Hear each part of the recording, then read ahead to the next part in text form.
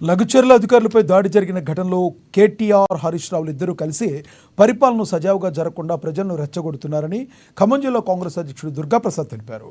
కాంగ్రెస్ ప్రభుత్వాన్ని ఎలా చెడగొట్టాలి, ఎలా పడగొట్టాలనే ఆలోచన వారికి ఉందని, బీఆర్ఎస్ ప్రభుత్వ హయాంలో కాంగ్రెస్ పార్టీ కూడా ఆందోళన కార్యక్రమాలు చేపట్టింది, కానీ ఉద్యోగస్తుల మీద కానీ ప్రభుత్వ ఆస్తుల మీద కానీ దాడి చేసిన ఘటనలు లేవన్నారు. అదేవిధంగా మొదటి నుంచి బీఆర్ఎస్ ప్రభుత్వ ఆస్తుల మీద, అధికారుల మీద దౌర్జన్యం చేసే ఆనవాయితీగా మారిందన్నారు. లగచర్లలో కూడా కేటీఆర్ హరీష్ రావులు రౌడీలను పంపించి ఉద్దేశపూర్వకంగా అక్కడున్న వారిని రెచ్చగొట్టారని ఆరోపించారు. దాడికి పాల్పడిన వారు ఎంతటి వారినైనా వదిలిపెట్టేదే లేదని చెప్పారు.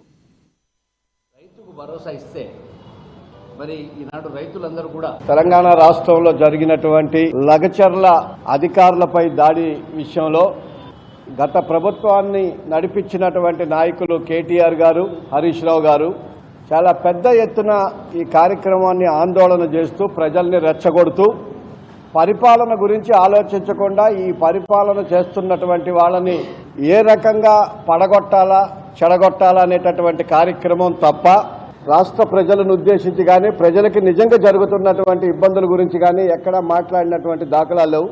చాలా బాధాకరం. మేము కూడా గత 10 సంవత్సరాలు తెలంగాణలో 10 సంవత్సరాల పాటు తెలంగాణ ప్రభుత్వం చేస్తున్నటువంటి అనేక అరాచక కార్యక్రమాల్ని వ్యతిరేకించినప్పుడు ఎదురు తిరిగి మేము కూడా అనేక ఉద్యమాలు చేశాము ఇక్కడ. కానీ ఏ రోజు చిన్న హాని ఒక అధికారి మీద చేయి చేసుకోవటం కానీ, లేకపోతే ప్రభుత్వ ఆస్తులకి భంగం కలిగించి నష్టం కలిగించేటటువంటి విధానాలు కానీ కాంగ్రెస్ పార్టీ ఏ రోజు ఇక్కడ చేయలేదు. మా ముఖ్యమంత్రి క్యాండిడేట్ అయినటువంటి రేవంత్ రెడ్డి గారి మీద భూపాలపల్లిలో కోడిగుడ్లు వేయించినటువంటి